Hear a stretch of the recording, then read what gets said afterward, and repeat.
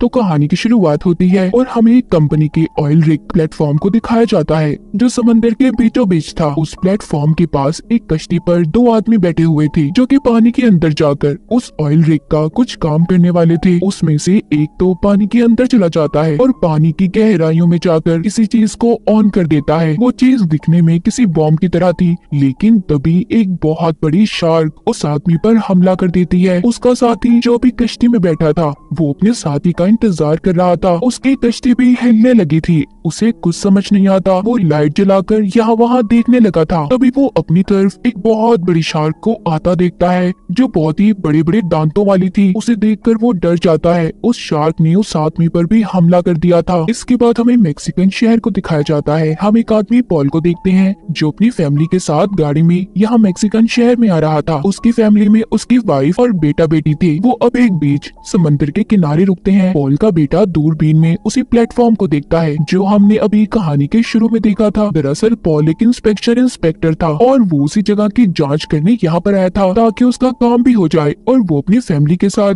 Trip को भी enjoy कर सके। अब खैर ये मेक्सिको की एक टाउन में पहुँचते हैं जो दिखने में काफी अजीब लग रहा था। पॉल जब उस जगह को पुरानी तस्वीरों से मिलाता है तो उसे पता चलता है जो तस्वीरें उसके पास थी वो बहुत सालों पहले ली गई थी। वो वहाँ पर अब कुछ आदमियों के पास जाता है और बात करता है कि मैं एक ऑयल कंपनी की तरफ से आया हूँ जो हमारी कंपनी का प्लेटफॉर्म समंदर के बीचों बीच बनाया गया है। उसी की जांच करने में यहाँ पर भेजा गया हूँ और शायद हमारी कंपनी ने ही इस टाउन को भी बनाया था, मगर कोई भी उसकी बात का जवाब नहीं देता। पॉल कहता है हेलो, कोई मेरी जुबान समझ सकता है? तभी यहाँ पर एक आदमी बोलता है जिसका नाम एलरे था। वो कहता है तुम्हारी कंपनी की वजह से ही हमारे इस टाउन की ऐसी हालत हो गई है। वो पॉल को सही तरह से जवाब नहीं दे रहा था। तभी पॉल की वाइफ गाड़ी से उतर कर आती है और एलरे को समझाने लगती है देखिए हम यहाँ पर छुट्टियाँ मनाने ट्रिप पर आए हैं, हमें बस रहने की जगह चाहिए। वो एलरे को पैसे भी देती है। अब वो पैसे लेकर इन्हें एक होटल तक ले जाता है। जब ये लोग जा रहे थे तो एलरे रास्ते में अपने देवता के आगे कुछ पैसे रख देता है जिसके ये लोग यहाँ पर इबादत किया करते थे। अब उधर से गुजरता हुआ पॉल का बेटा भी वहाँ से एक मूर्ति उठा लेता है जिसकी एक आंख ढकी हुई थी और उसकी जगह पर अपनी चॉकलेट को रख देता है। एलरे ने अब इन लोगों को होटल में पहुँचा दिया था, मगर ये होटल इन्हें अच्छा नहीं लगता। लेकिन ये लोग क्या करते, इसके अलावा इनके पास कोई और जगह नहीं थी। पॉल का बेटा अपनी आंख का मास्क उतारकर एलरे को दे देता है और शुक्रिया बोलता है। एलरे जाते हुए पॉल से कहता है कि अपना ख्याल रखना और अपनी फैमिली का भी। पॉल कहता है ऐसा आखिर तुम क्यों कह रहे हो, क्या यहाँ पर कोई खतरा है? वो कहता है हाँ, ब्लैक डीमन। इतना कहकर वो चला गया था, मगर पॉल उसकी किसी बात पर ध्यान नहीं देता। पॉल को जब भी कंपनी की तरफ से कॉल आती है कि उसे अभी उसी ऑयल रिग प्लेटफॉर्म पर जाना होगा, ये बात अब अपनी वाइफ को बताता है और कहता है फिक्र नहीं करना, मैं शाम होने से पहले वापस आ जाऊंगा। तुम बच्चों का और अपना ख्याल रखना और हो सके तो कोई दूसरा होटल ढूंढने की कोशिश करो। अब वो अपना सामान लेकर समंदर के किनारे पहुंच जाता है जहाँ पर कंपनी की तरफ से भेजी गई कश्ती उसका इंतजार कर रही थी। वहाँ पर जो समंदर के किनारे गार्ड बैठा था उससे पॉल कहता है कि तुम रेडियो से उस प्लेटफॉर्म पर मैसेज भेजो कि मैं वहाँ पर आ रहा हूँ। ऐसा करने से गार्ड इनकार कर देता है। अब जो पॉल ने इसे रिकॉर्ड में रखने के लिए अपनी तस्वीर दी थी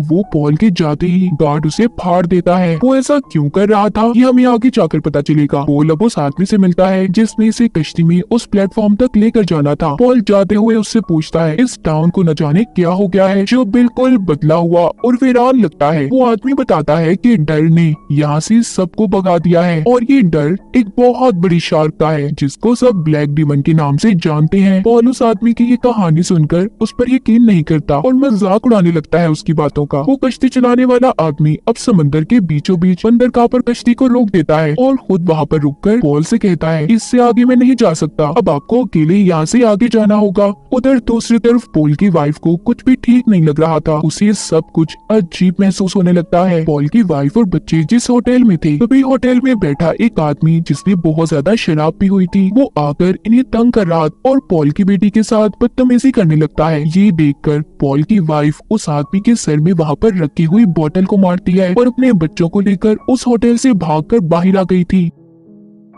जब वो सभी अपनी गाड़ी के पास पहुंचते हैं तो देखते हैं किसी ने उनकी गाड़ी के टायर को चाकू से फाड़ दिया था। अब ये जल्दी से कश्ती की तरफ भागती है और कश्ती चलाने वाले आदमी को प्लेटफॉर्म तक जाने का कहती है जिधर इसका हस्बैंड पॉल गया था। वो आदमी इन्हें वहाँ पर ले जाने से मना कर रहा था। पॉल की वाइफ उसे पैसे देती है और कहती है प्लीज हमारी मदद करो। जब वो आदमी ये देखता है कि कुछ आदमी इस फैमिली के पीछे पड़े हुए हैं तो वो इनकी मदद करने के लिए तैयार हो गया था। दूसरी तरफ पॉल को दिखाया जाता है जो खतरे से अनजान अकेला ही प्लेटफॉर्म ऑयल रिग की तरफ बढ़ रहा था। जब वो उस प्लेटफॉर्म तक पहुंच जाता है तो देखता है उसकी हालत बहुत खराब है और उसके इर्द गिर्द का पानी लाल रंग का है। उसे ये बातें बहुत अजीब लग रही थी। वो उधर आकर आवाजें लगाने लगता है कोई है यहाँ पर, मगर कोई भी उसकी बात का जवाब नहीं देता। वो अंदर एक कैबिन में जाता है तो वहाँ पर उसे एक डॉग मिला था और साथ ही दो आदमी जिनमें से एक का नाम शैडो होता है। वो बहुत ज्यादा गुस्से में और घबराए हुए थे। उन्होंने हाथों में मारने के लिए चीजों को पकड़ा हुआ था। तभी पॉल इनको अपने बारे में बताता है कि डरो नहीं, मैं यहाँ पर इंस्पेक्शन जांच पड़ताल करने आया हूँ, ये सब कुछ ठीक है या नहीं। मगर उनमें से शैडो कहता है मेरे दोस्त बहुत देर हो गई तुम्हें आने में। तभी उन्हें बाहर से एक कश्ती की आवाज आती है। जब ये दूरबीन से देखते हैं तो उसमें पॉल की फैमिली थी। पॉल का बेटा जो कश्ती में बैठा दूरबीन से सभी नजारे देख रहा था। उसको पानी में एक बहुत बड़ा काले रंग का साया दिखाई देता है जो इनकी बोट कश्ती के नीचे से गुजर गया था। तभी प्लेटफॉर्म पर जो पॉल के साथ शैडो और उसका साथी थे उन्हें खतरे का एहसास हो गया था। वो उस प्लेटफॉर्म के जंगलों पर चीजों को मारने लगते हैं ताकि वो ब्लैक डीमन शार्क कश्ती को कोई नुकसान न पहुंचाए जिसमें पॉल की फैमिली थी। मगर पॉल को इस बारे में कुछ भी समझ नहीं आती। वो उन दोनों से पूछता है क्या कर रहे हो तुम दोनों,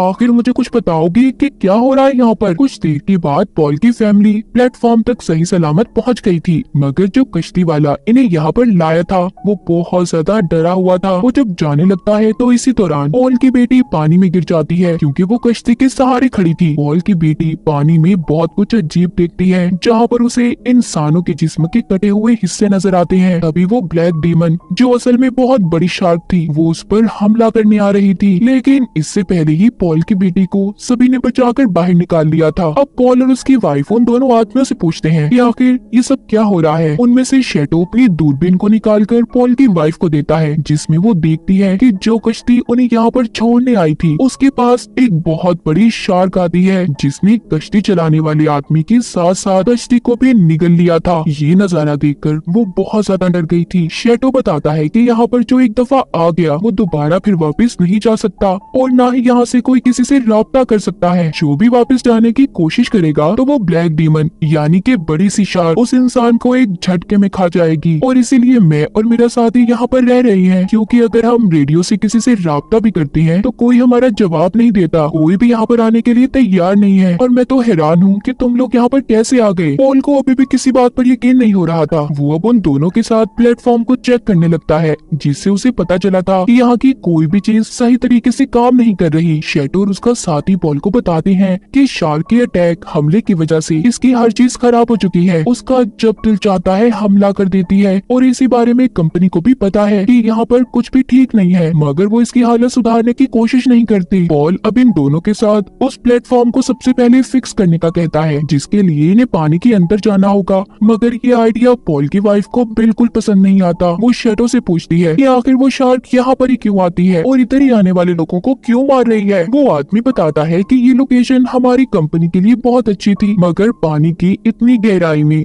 ये सब कुछ करना मना था। हमने असूलों की परवाह ना करते इस प्लेटफॉर्म को खड़ा किया। हमने गॉड की बनाई हुई नेचर कुदरत को खराब करने की कोशिश की। मुझे लगता है कि ये गॉड की तरफ से हमारे लिए एक भेजी गई सजा है। पॉल उसकी बातों पर हंसने लगता है। शैडो गुस्से में कहता है मैं सच कह रहा हूँ पॉल, इंसान नेचर कुदरत की बनाई हुई चीजों को खराब करते हैं। जिसके बाद ये सभी अब पानी के अंदर जाकर प्लेटफॉर्म को फिक्स करने के लिए तैयार थे। ये लोग स्टील के कैप्सूल का इस्तेमाल करके पानी के अंदर जाने वाले थे जबकि इसी दौरान वो शार्क भी उस प्लेटफॉर्म से टकरा रही थी।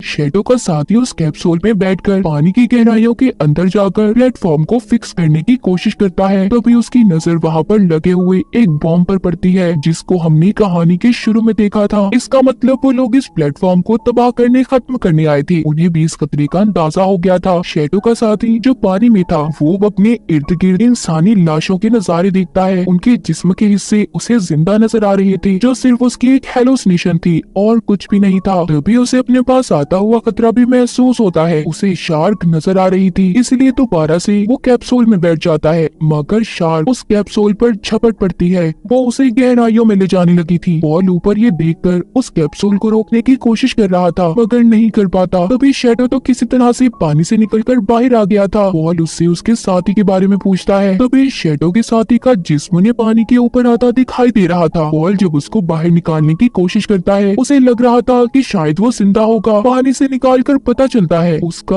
आधा हिस्सा गायब था, उसकी टांगे शार्क खा चुकी थी। ये देखकर सबके सब लोग बुरी तरह से डर जाते हैं और रोने लगे थे। पॉल की बेटी ने भी ये सब कुछ देख लिया था, जिसे देखकर वो भी डर गई थी। पॉल अपनी वाइफ के साथ अंदर आता है। वो दोनों अपने बच्चों के आने वाले कल के बारे में बात कर रहे थे और सोचते हैं कि अब क्या करेंगे वो। तभी पॉल अपनी वाइफ पर चिल्लाता है और कहता है, तुम यहाँ पर क्यों आई? मैं तुम्हें एक महफूज जगह पर छोड़कर आया था, तुम बच्चों को लेकर इधर क्यों आ गई? पॉल की वाइफ उसकी बातें सुनकर रोने लगी थी और बताती है कि जिस जगह पर तुम हमें छोड़कर आए थे, वहाँ पर एक शराबी आदमी हमारी बेटी को तंग कर रहा था। मैं क्या करती? मुझे अपने बच्चों को बचाकर तुम्हारे पास लाना पड़ा। इतनी देर में पॉल के बच्चे भी उनके पास आ गए थे। उसका बेटा शैडो के साथी के बारे में पूछता है, जो अब मर चुका था, क्योंकि वो पॉल के बेटे का काफी अच्छा दोस्त बन गया था। उसने शार्क के दांत वाला लॉकेट भी पॉल के बेटे को दिया था, जो इस वक्त उसने पहना हुआ था। पॉल की बेटी यानी कि उसकी बहन बताती है, फिक्र नहीं करो, वो पानी के अंदर काम करने में मसरूफ है, जल्दी आ जाएगा। जिसके बाद पॉल शैडो के पास बैठा था और उसके साथी की मौत पर अफसोस करता है। कहता है, सब मेरी वजह से हुआ। तभी उसे अपनी तरफ कुछ कश्तियां आती दिखाई देती हैं, मगर ये सिर्फ उसकी हेलुसिनेशन थी,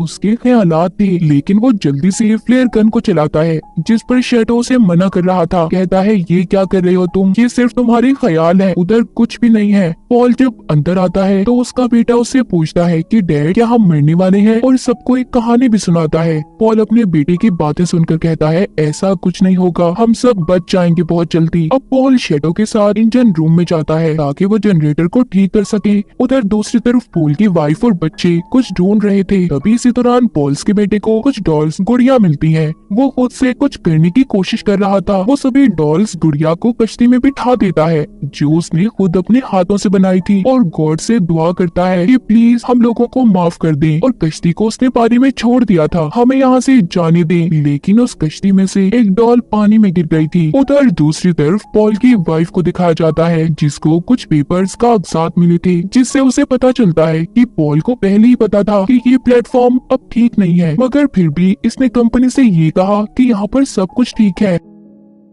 उधर पॉल की बेटी अपने भाई को ढूंढ रही थी, जो उस शार्क के टकराने की वजह से पानी में गिर गया था, और मदद के लिए चिल्लाने लगता है। ये सुनकर सब उसकी मदद को भागते हैं। पॉल की वाइफ ने पानी में छलांग लगा दी थी, उसने जल्दी से अपने बेटे को बचा लिया था। उधर पॉल उस शार्क का ध्यान भटकाने की कोशिश कर रहा था, जो अब इनकी तरफ आ रही थी। उसने अपने बेटे और वाइफ को बचा लिया था, मगर यहाँ पर पॉल की वाइफ अब उससे नाराज थी। कहती है, पॉल, मैं जान चुकी हूँ तुम्हारे सारे झूठे कॉन्ट्रैक्ट्स के बारे में। तुम जानते थे ना यहाँ पर कुछ भी ठीक नहीं है, फिर भी तुमने उन पेपर्स कागजात पर साइन किए। तुमने कहा कि सब कुछ ठीक है। तुम जानते थे तुम्हारी वजह से पॉल कितने लोगों की जान खतरे में है। असल मॉन्स्टर तो तुम हो। पॉल अपनी वाइफ से कहता है, देखो मैं क्या करता, सब कंपनी और हमारे फायदे के लिए मैंने किया, ताकि मुझे बहुत सारे पैसे मिल सके और मैं अपनी फैमिली के साथ एक अच्छी जिंदगी गुजार सकूं। इसी दौरान वो ब्लैक डीमन शार्क इनके नीचे थी, और बॉम्ब जो नीचे लगा हुआ था उसके फटने में भी बस अब 1 घंटा बचा था। पॉल ने जनरेटर को भी ठीक कर लिया था, मगर यहाँ से बच पाना अब उसे मुश्किल लग रहा था। वो शैडो से बातें करते हुए कहता है, हाँ मैं ही हूँ जिसने उन पेपर्स को प्रूव किया था कि यहाँ पर सब कुछ ठीक चल रहा है। तभी हमें यहाँ पर पता चलता है कि जो बॉम्ब इस प्लेटफॉर्म के नीचे लगाया गया था, वो भी कंपनी ने पॉल को मरवाने के लिए लगाया था। ये सब उनकी एक चाल थी, ताकि पॉल यहाँ पर आए और वो इसे मार सके, और जो पैसे इन्होंने कॉन्ट्रैक्ट के बदले पॉल को देने थे, वो पैसे भी इन्हें ना देने पड़े। शैडो सब सुनकर पॉल से कहता है, हिम्मत नहीं हारो, रास्ता ढूंढो, जितनी जल्दी हो सके तुम्हें अपनी फैमिली को बचाकर यहाँ से ले जाना होगा। अब वो सभी एक प्लान पर काम करते हैं। पॉल की वाइफ और बच्चे एक टूटी हुई कश्ती को ठीक करने लगे थे, जबकि शैडो रेडियो को ठीक कर रहा था। यहाँ पर पॉल को पता चलता है कि शैडो सिर्फ इनकी मदद की खातिर ये सब कुछ कर रहा था। वो उससे कहता है, मैं पानी के नीचे जाऊंगा और जो बॉम्ब इस प्लेटफॉर्म के नीचे लगा हुआ है उसको हटाकर यहाँ से दूर ले जाऊंगा, जिससे वो ब्लैक डीमन शार्क मेरे पीछे आएगी, और तभी तो मेरी फैमिली को पीछे से कश्ती में बिठाकर यहाँ से ले जाना। शैडो जो अब पॉल का अच्छा दोस्त बन चुका था, वो समझ जाता है कि पॉल खुद को सेक्रीफाइस कुर्बानी देना चाहता है। वो पॉल को ऐसा करने से रोक रहा था। वो कहता है नहीं, सब मेरी वजह से हुआ है ना, तो मैं ही इसे ठीक करूंगा। अब जब बॉम्ब के फटने में 10 मिनट रह गए थे, वो पानी में जाने से पहले अपनी वाइफ से मिलता है और झूठ बोल देता है कि मैं उस बॉम्ब को लेने जा रहा हूँ ताकि वो रास्ते में हमारे काम आ सके, और अपने दोस्त शैडो को गुड बाय बोलकर पानी में कूद जाता है। अब जल्दी से शैडो पॉल की फैमिली को बचाकर कश्ती में ले जाने लगा था। उधर पॉल जो पानी के अंदर था, उसे बॉम्ब मिल चुका था। उसने उसे उतार लिया, मगर उसे अंदाजा भी हो गया था कि वो डीमन शार्क उसके पीछे आ रही है। वो शार्क उसका पीछा करने लगी थी, जिससे बचने के लिए वो अब एक जाली में छुप गया था। तभी पॉल की ऑक्सीजन खत्म होने लगती है। वो रेडियो के जरिए अपनी वाइफ से बात करता है और कहता है कि मैं अब तुम लोगों के साथ नहीं जा सकता, जिस पर उसकी वाइफ उससे कहती है कि पॉल हम अकेले क्या करेंगे। और वो शैडो से भी बात करता है, कहता है सब ठीक हो जाएगा। पॉल ने उन्हें वो पेपर्स भी दिए थे जो उसने साइन किए थे ताकि शैडो उन्हें सही लोगों तक पहुंचा सके। जिसके बाद आखिर में वो अपनी फैमिली को गुड बाय बोलता है। पॉल के बच्चे काफी दुखी थे क्योंकि उनके डैड ने अपने बच्चों और वाइफ को बचाने की खातिर अपनी जान दे दी थी। पॉल अब उस जाली से निकलकर जब बाहर आता है, तभी डीमन शार्क आकर पॉल को जिंदा निकल गई थी। वो बॉम्ब जो पॉल के पास था वो अब फट जाता है, जिससे पॉल के साथ साथ वो डीमन शार्क भी मर गई थी। इसी दौरान पॉल की फैमिली भी कुछ लोगों से राब्ता करने में कामयाब हो गई थी। एलरे वहाँ पर अपनी मोटर बोट कश्ती को लाता है और सभी को बचाकर वहाँ से ले गया था। जाते हुए ये लोग देखते हैं कि प्लेटफॉर्म पूरी तरह से तबाह होकर पानी में गिर जाता है। पॉल के सेक्रीफाइस से सब कुछ ठीक हो चुका था। उसने अपनी जान देकर अपने बच्चों, अपनी फैमिली और बहुत से लोगों की जान को बचाया था। और इसी के साथ इस फिल्म की कहानी यहीं पर खत्म हो जाती है।